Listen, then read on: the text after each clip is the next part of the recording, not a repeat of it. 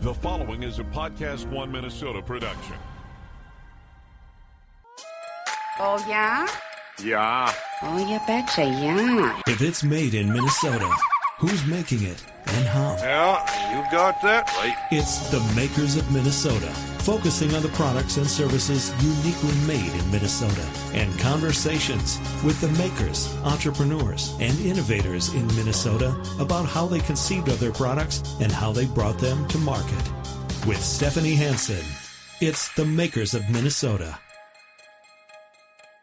Hi, this is Stephanie Hansen, and you're listening to The Makers of Minnesota. We are at episode number 58. If you've been listening to these episodes and you enjoy them, please share on your social media accounts. It's still very early in the podcast infancy, and people are just figuring out how to podcast and what kind of shows are available to them, so we really appreciate it when you help spread the word. Makers of Minnesota, in a nutshell, is a podcast about people in Minnesota that are making and doing cool things. And we talk to them about what they're doing and how they conceived of their ideas. And today we are talking to noodlers. Now, if you're wondering what a noodler is, we are with Dumplings Strand noodlers, noodler Jeff and noodler Kelly. Jeff, is it Casper? It's Casper. Casper, yes. And Kelly McManus. And you guys started out as neighbors, it sounds like, which is kind of a funny way to start a business. It is. How did you lived across the street, or? Yeah, so our families lived in South Minneapolis. Jeff and his wife, Michelle, lived right across the street from my husband and I, Mike, and we've watched our kids grow up together. And so part of that is being in community. We shared a lot of dinners together and a lot of cocktails. And those cocktails were really kind of the starting point of figuring out that Jeff and I both are idea people. We love strategy. Yep. We love product development. And so a lot of those nights were filled with ideas about different products to develop. And so that really was kind of the start of what eventually became Dumplings Strand. Did you always know that you wanted to have a food company, or could it have been puzzles or widgets? No, it was always going to be food. Yeah. Mainly because I've been working with food and in the food business, so to speak, if you want to call it the business, for about 20 years. So, it's been a journey for me from my childhood. I started out being interested in food and then went into food purposefully. Are you a food scientist? I am. Actually, yes, I am. By training, I am. Okay. And so I have a bachelor's degree in food science, and then I have a master's in food chemistry. So what kind of things were you working on when you and Kelly were neighbors and having cocktails just in your day-to-day living? Yeah, so day-to-day, I was working in grain-based foods the whole time. So I throughout my career, I've worked in dough products, frozen dough, refrigerated dough products, worked on actually developing new cereal grain ingredients as well in one of my roles. And I also did some basic research in cereal grains. Wasn't that a guy in wasn't it the guy in Parenthood? Wasn't that his job? Steve Martin? Right, yeah. Mm-hmm. Yeah. He was making the new cereal shellac or something that like that. That was Chevy Chase, I there believe. You go. Yes. In a vacation, Christmas right. vacation. Yeah, the most famous celebrity food scientist. Ever. Yes, okay, yeah. Well, it's good. I'm glad that I remembered that. So in your evolution as a grain scientist over the last 20 years, I imagine it's been pretty interesting because grains have changed so much. And we've seen the rise of people getting more out of their grains, maybe modifying the grains for growing, people having more gluten intolerances, and whether or not that has changed or whether we've just better diagnosed. I don't know. Do you have any thoughts on that? Yeah, absolutely. I mean, I think there's, we've seen this shift, and it's actually been kind of I'd call it more of a roller coaster ride, really. I mean, there's, we've seen a lot of people become much more aware of food intolerances, and with that awareness too, and just the popularization, there's been a kind of a public demonization of grains in general, I would say. But with that has come some good things too, which has exposed people to a lot of ancient grains and the types of grains that we typically have avoided because we have become kind of a monocrop kind of food system. Things like amaranth and millet. Right. Yeah. So I mean, we've been corn, wheat, rice, kind of world. The global food system has moved into those three major crops, and so now we're seeing these interesting grains coming through, coming into the marketplace. And one of the things that's brought is diversification of our diets. So we're getting a lot of different minerals, we're getting a lot of different nutrients coming in through those new ingredients in our diet. So what is fascinating to me about what you guys do is, as we've watched sort of ancient grains become more prevalent, the gluten-free movement become something that people are asking for in restaurants and certainly want in their home cooking, is that you jumped right into the noodle business at a time which people weren't really necessarily eating as many noodles. It didn't seem like, in the pop culture sphere anyway. Right. And you started making a fresh noodle product, not only with some wheat and providing egg noodles and some of the traditional noodles, but you've got a wild rice noodle, you've got a gluten-free buckwheat noodle. What made you decide, after all of those cocktails, that this was the space you wanted to be in? I mean, I think for us it was looking at a category, the fresh noodle category, expanding in the grocery stores. So we, with Jeff's experience and my background in brand development and design, we wanted to kind of mesh those two together, look at what the marketplace had, where there were holes, and really fill in the gaps. And so the refrigerated section is growing exponentially in grocery stores. And Jeff has a long history of, grain-based foods and also pasta and noodles. And so we started looking at that and saying, how could we make this different? And one of the big things that we focus on are these curious grains. So we'll introduce you to the world of noodles, whether it's Asian or Italian, and we'll say, here's the traditional. We can do that. We can do it really well. And then while you're there, come and take a look at these other things that we have to offer. So like our toasted farro, cavatappi, it's a really interesting way to introduce farro, which is one of the ancient grains. We use emmer, and we toast it before it is milled.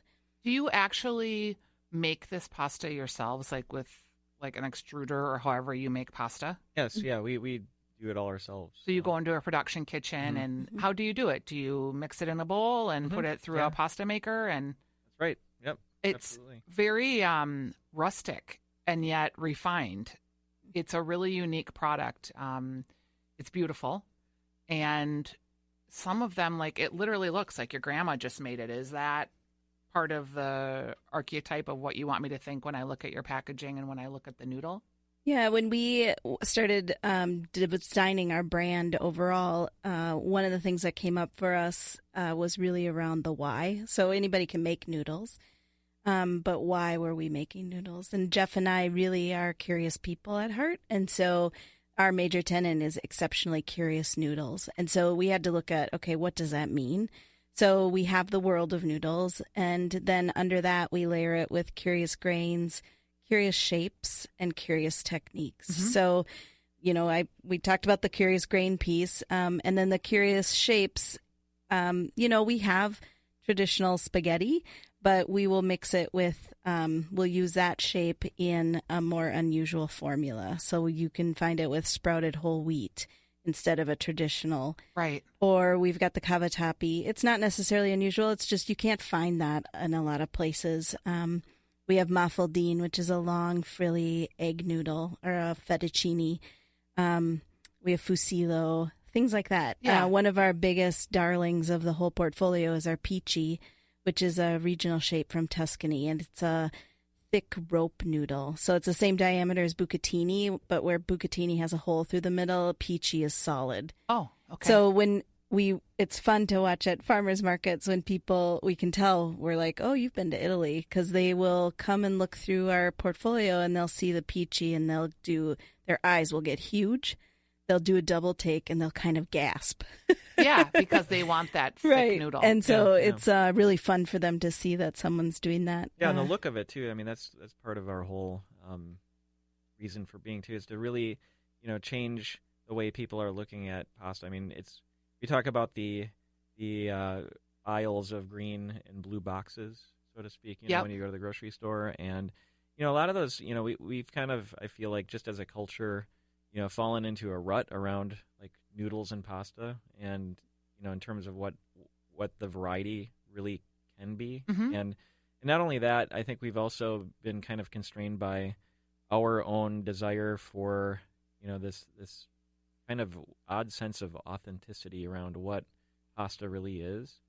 And for me, like as somebody who is of like basically Anglo-German heritage, Yep.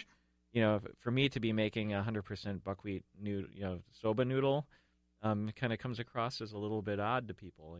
Like what gives what kind of background do you have that that gives me the sense that you're going to give me a buckwheat soba noodle that's like what I'm getting in Japan. And when you make that noodle, I see some of these noodles and I think, oh, I don't know what I would do with that. And I'm actually a home cook. So there must be some education that has to happen for expanding not only the noodle types and the curious grains, but what we do with these on a daily basis, right? Yeah. Yeah, I mean, that's one of the things when we're at the farmer's market that is really fun to talk to people about is we're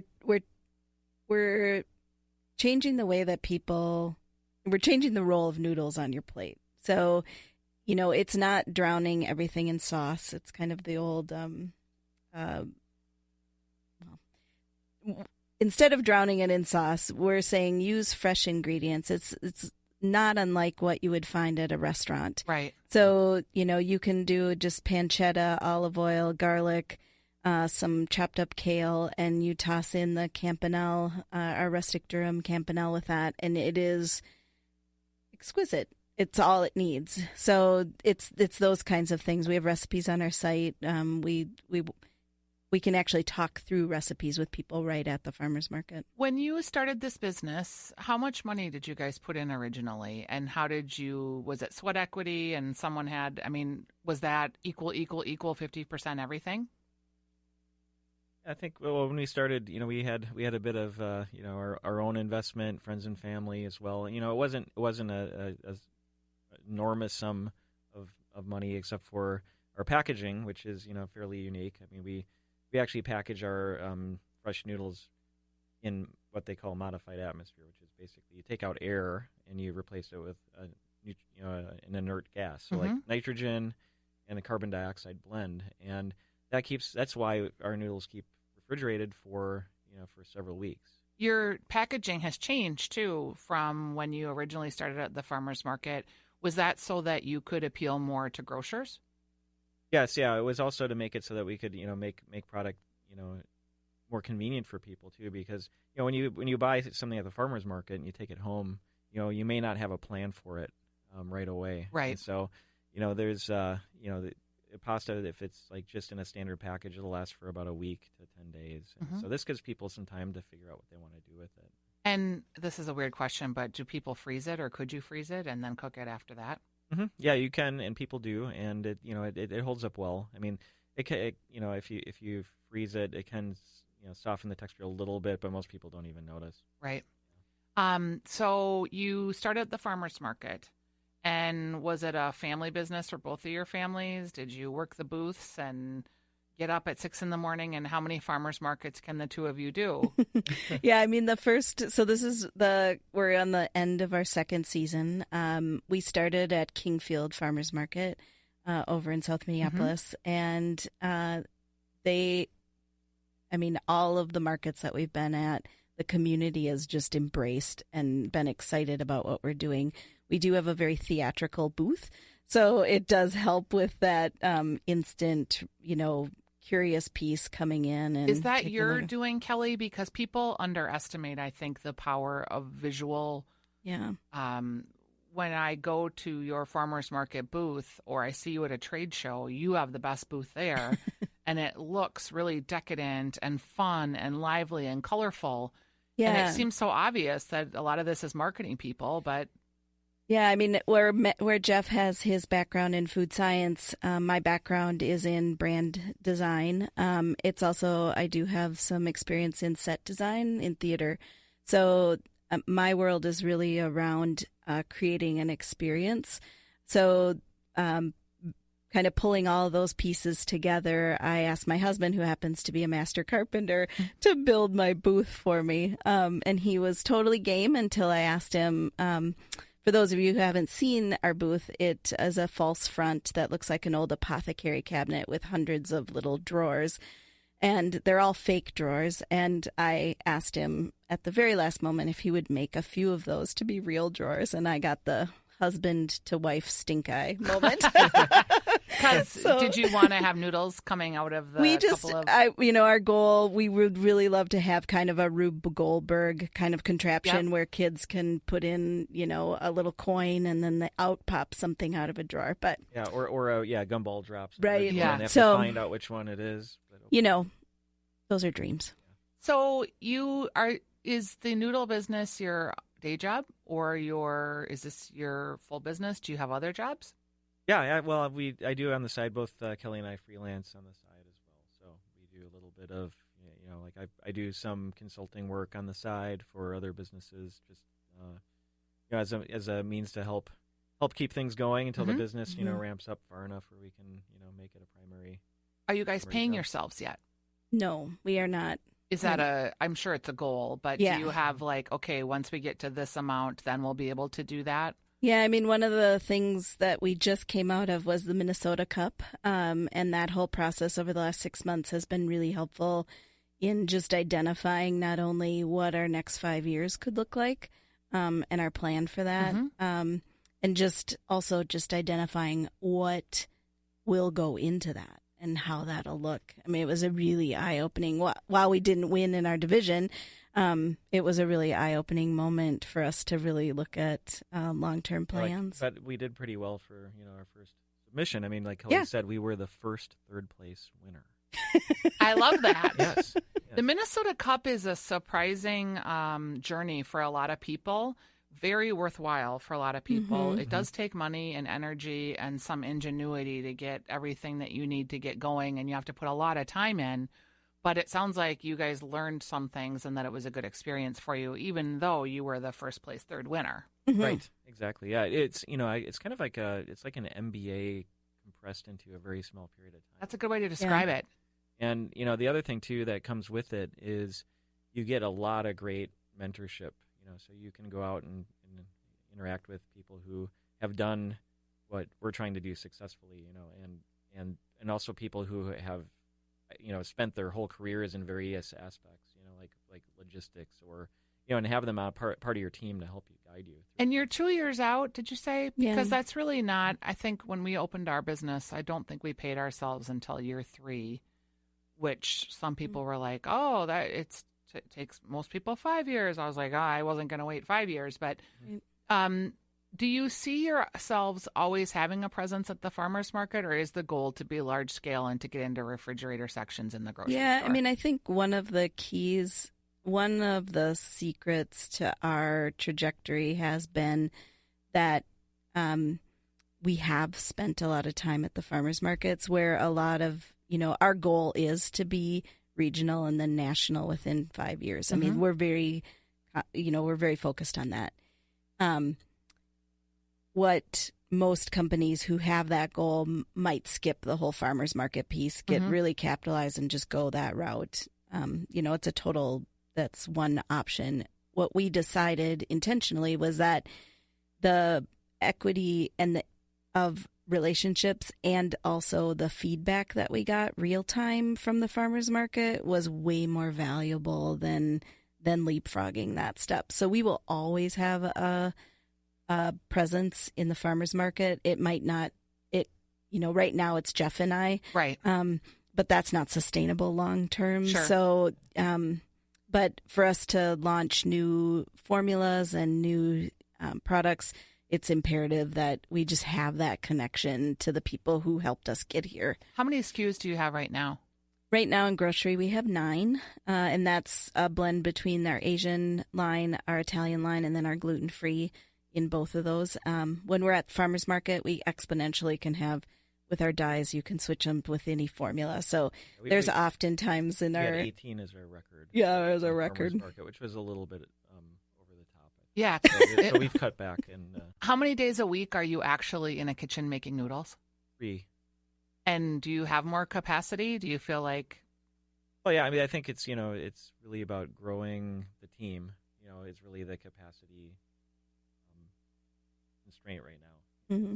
It's just, being able to predict how much we're going to be able to produce or need to produce, Mm-hmm. on a regular basis, will, guides what we'll be able to do with our team in terms of growing our team.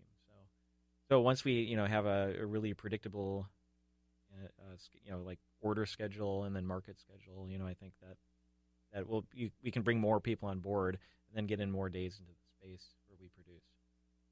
How do you deal with healthcare? We have spouses who support us. I understand. Yeah. Yeah. I mean, that's been hard. We have a couple part-time people, and we're too small. We can't. Yep. We can't, and it's really hard. Yeah.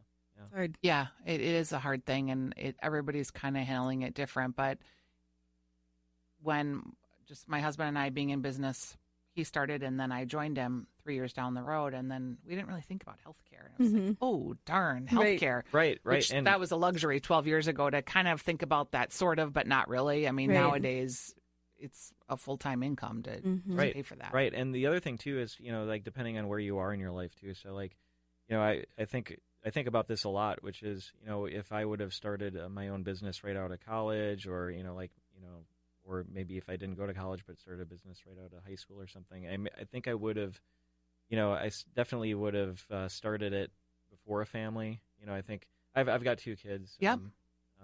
I've got a son who's actually turning 10 next Wednesday, and then I've got a daughter, and she's turning 13. So they're at a stage of life too where, I mean, they have, you have to think of them. Yep. Like first, and work-life balance. Yeah, and all here- that. Yeah, I mean, because when you're running a business like this, of course, you're doing everything. Do they make noodles with you sometimes?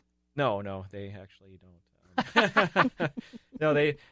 They've got a full full schedule with school and all that goes with that. Activities, yeah. Yeah, but and so my wife has had to cover. She's kind of a catch-all, so to speak, for all the stuff like, our son's schedule changed. I got to go get him, because when I'm in production, it's not like you can just leave and go and Leave then your come back. pile of noodles. Right, Yeah. yeah. So there's, so it's really it puts some constraints around your life to have a business like this, and so when a lot of people, I think that the food business in general, the food business scene is kind of, to some degree, there's a kind of like this glamorous kind of aura around it, right? Like, oh, you're makers, you're doing something so cool, and you have your own business, and isn't that so great? Right, yeah, exactly. And it's, there's this romantic, especially, with foods that have like kind of a romantic aura as well, it's Noodles, kind of like, yeah. pasta, and you're a pasta, and there's all this great,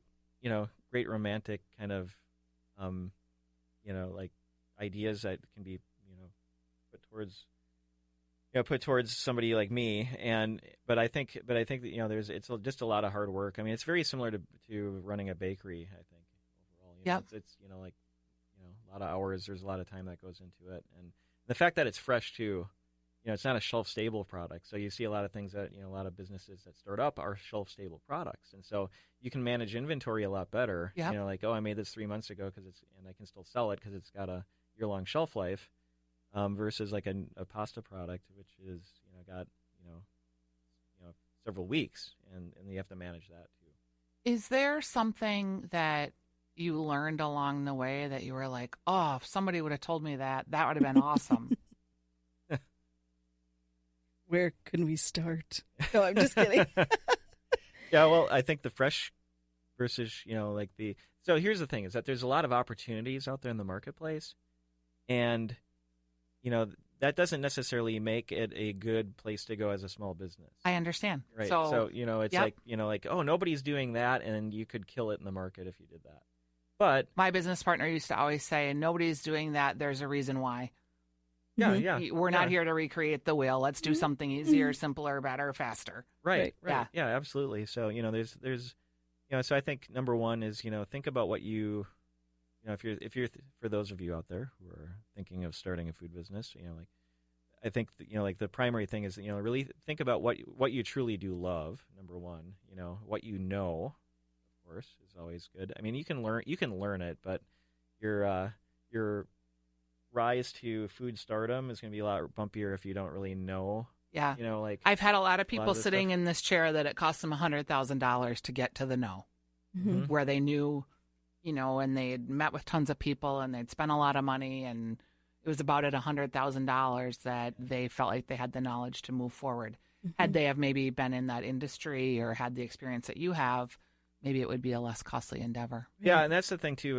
Like when I think about our business too, is a third thing that I might advise is like find a partner that has a very complementary skill set. I mean, that's one thing that I think that with Kelly and I too, like we go to the farmers market or we talk to people like at Midwest Pantry, which is a local, for those who don't know what Midwest Pantry is, it's a kind of a local food support network and program that is all about local food here in Minneapolis and greater Minnesota.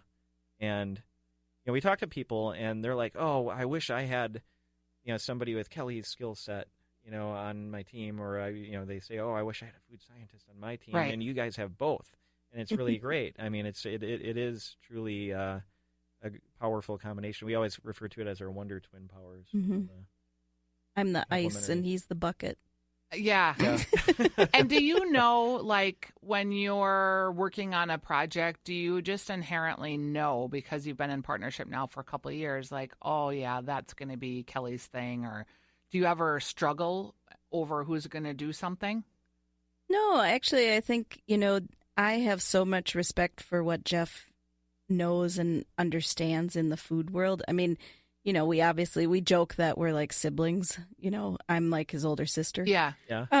So I can, we do have that bossy. Yeah, I was going to say you boss him around. Totally. Yeah. Totally. Yeah, like Kelly today walking in here, she said, "You have a hole in your shoe," and I'm like, "What?" And I have a scuff mark on the front. And she's like, "It looks like your toe's sticking out of your shoe," and I'm like, "Oh, that's great. I'm walking over to KSTP to record this and looking like a homeless man." Yeah. Right. Yeah. Yeah. It's like, thanks a lot. So anyway, that's a relationship. That's funny. When you guys think about noodles, is it so all the stores have fresh noodles? Are you more attractive to like a co-op versus a Cub Foods? Have you really figured out how to branch out into the national scene yet? Yeah, I mean, that's one of the things that we're still figuring out. And that was part of our work in the Minnesota Cup. I mean, we are a premium product, so we do have a price point that's maybe $1.50 higher than our, closest competitor. But we are bringing a different value to the table. So we haven't found it as a big obstacle, so to speak, in the stores that we're in. So we are in all of the local co-ops here. We're in about 5 states right now. We're in the local co-ops. We are just now moving into Whole Foods locally. And then we're in discussions with some other specialty retailers in town. So it's, we may be a ways away from a Cub. Our goal is that we would be in a store like that. But because it is a value store, it's, it's hard to know where we would land. Yeah, I can understand that. It'll be interesting to see, too, a lot of my local food folks with the Amazon purchase of Whole Foods. There's been a lot of noise on the Amazon side of things that they're going to centralize and give up a lot of that flexibility that happens at local store level. And I know a lot of people are wondering, like, what does that mean for my product? What will that mean for my ability to do demos? Do you guys do demos in stores? And is that an important part of the sale? We do demos. It has been an important part. It's a challenging part. Boiling noodles, like we intentionally don't boil noodles at the farmer's market. We display fresh as is, and that hasn't been an issue. So we do demo. It is helpful for people to taste before they buy. It hasn't been imperative to our success. So, I mean, we're wondering the same thing about Whole Foods. It will be really interesting to see what will happen over the next couple of months. When you do recipe development with the noodles, are there, you talk about like the Asian side and the Italian side, like ramen is a big thing, but do people make ramen at home? And therefore, is that a good noodle to sell for that? Yeah, it's a tough one. I mean, I think, just with everybody's reference to the brick, as I like to call it, the dried ramen, we get a lot of questions. Manchurian, is that the name of the... Right. Yeah, the whole ramen scene. Everybody, I think that most people, I would say, they ask a question about whether or not we actually include like a seasoning packet in ours. We're just selling the fresh noodle itself, and so. Yeah, we get a lot of questions about what do I do with this. So we do hand out recipes at the market, and we have them on our website. And we try to point people to that on our packaging. But it is a challenge, with a lot of our products that are a little bit more unusual, like our soba noodle, for example. A lot of people have seen soba, but not a lot of people have had soba. Yeah, I have no idea what to do with that. I'm assuming I could make like a peanut noodle salad or something. Yeah, you could. Yeah, that'd be great. We recommend that. Perhaps we should make one right now. Yeah. Your food instincts are doing you well. So that's a challenge because you're not only trying to teach them about these artisanal grains and ancient grains, but now you have to teach them how to cook it. It almost needs a front-facing person that has some knowledge and can help people understand what to do. Right. Yeah.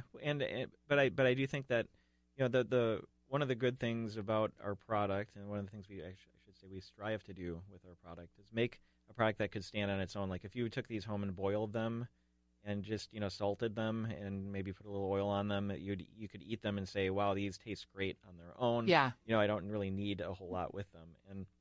And so if we can do that with all of our products, I think people can figure out, even without a recipe, okay, well, I could pair this with something intuitive to them. Butter and cheese, really. Yeah. And as far as the ramen, we do have quite a few customers that have been trying different things. Because the ramen broth is intimidating. We do have recipes for quick ramen broths, but to do, a authentic, really rich, beautiful, fatty experience with broth, it's a little intimidating. Yeah, you need chicken necks or oxtails. Yeah. But we do have customers who are bringing us recipes that they've come up with, like ramen cacio e pepe, which is a total Roman dish. It's what we usually do with our peachy or our spaghetti. And they're doing ramen with it, and it's really good. Yeah, ramen and pesto. One of our high schoolers puts pesto with her ramen. So it's really a way for us to kind of have a look at how we traditionally use noodles and come up with some different ways to. I feel a cookbook in your future, people. Yeah, I think so. Yeah, it'd be great. Are there other local producers that you admire? Ooh, yeah, that's a great question. That has been one of the funnest. One of the most fun things about having this business is meeting and getting to know all of the local food producers in town. I mean, we are over at Gia Kitchen, which is a commercial kitchen in St. Paul. And so we are surrounded by some really amazing producers. So Melina from Superior Switchell. And then Scott Dillon, Twisted Shrub. He's just a lot of fun, too, just to be around. And some of the other producers in our space, is Steve and Krista Aspinwall, who have Velvet Bees honey butter. Yeah, which is great. It's a terrific product. It's like a really outstanding, unique product. I love that product so much, and I tried to include them in a feature I've been working on, and I don't know if I didn't have the right email. I couldn't get anyone to get back to me, and I was like, darn it, I love that stuff. Yeah, it's really, really, so it's great on ice cream, it's great on toast, it's great on It's a refrigerated product, but boy, you melt that and put it on popcorn, and it's life-changing, or just by the spoon out of the refrigerator. Yeah, right. Yeah. So, like you would eat peanut butter? Yeah, in fact, it's really, really great. In fact, if Steve and Krista want to give me a jar for talking about it, as long as we have 2 jars. 2 jars. Only if you share. Okay, 3 jars. Okay. 3 jars. 3 jars. All right. Yeah, and then other local producers too that I've so we actually collaborate with Steve. Well, I shouldn't say we've worked with him to get well, I guess that's collaboration, right? Work with somebody to get something. He has helped us with toasting and milling some of the grains that go and produce our flour for like our farro. Yep. And then also and that's Steve from Bakersfield. Steve Horton. Bakersfield flour. Yep. And he is also toasted and milled the kernza that we've used for some of the kernza pasta that we sell at the market, which is only at the market. It's not. Well, and kernza is a newish ancient grain that I was exposed to it by the Birchwood, had a Kernza eclair that had a blueberry filling, and was that a blueberry frosting and a corn filling? Yeah. Kernza is a really interesting grain. So you guys have noodles with that too? We do, yeah. At the farmers market, Excellent. Yeah, it's exclusive to the market, and it's been an interesting grain to work with because it's so unusual in terms of its size, and also from a composition standpoint too. It's really high in protein and fiber and low in starch.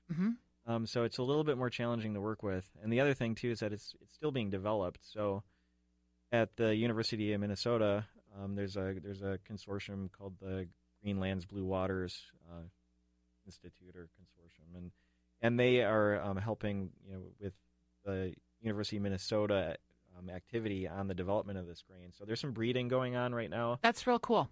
Yeah. That's how the Honeycrisp apple started, you know. And I should add, what's really exciting, even more exciting about it is it's a perennial wheatgrass. Yes. And so, all of the wheat that's grown on our fields in the world is annual. Yep. And so this is a perennial crop, which kind of changes the game for a lot of farmers and like ecologically. For our landscape, yep. Right, yeah, because when you leave the root systems in the ground, they continue to basically pull carbon out of the air, and basically sequester it in root systems, as it grows carbon mass basically underground.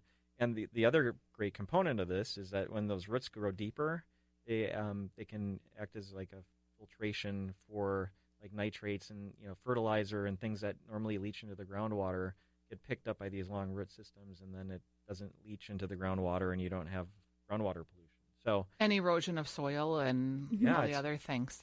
Yeah, it's a fabulous, fabulous thing. I think perennial agriculture is going to become a very important piece of preserving our ability to grow food into the future. Love it. Well, you guys have been great to talk to. I'm Thanks, really Stephanie. excited about your noodles, the whole wheat noodles I like, and the wild rice noodles too. You have a great recipe collaboration with the Salad Girl on video that perhaps I'll post one of these days on one of our pages. It is Dumpling and Strand. You can find them at the co-ops. You can find them at the Linden Hills Farmers Market. Mill City Farmers Market. And then in your local co-ops, right in the refrigerated section. Correct. Right. Yep. All right. And you can also find recipes online at dumplingandstrand.com. Correct. Thanks for being here today. Thanks, for having Stephanie. us.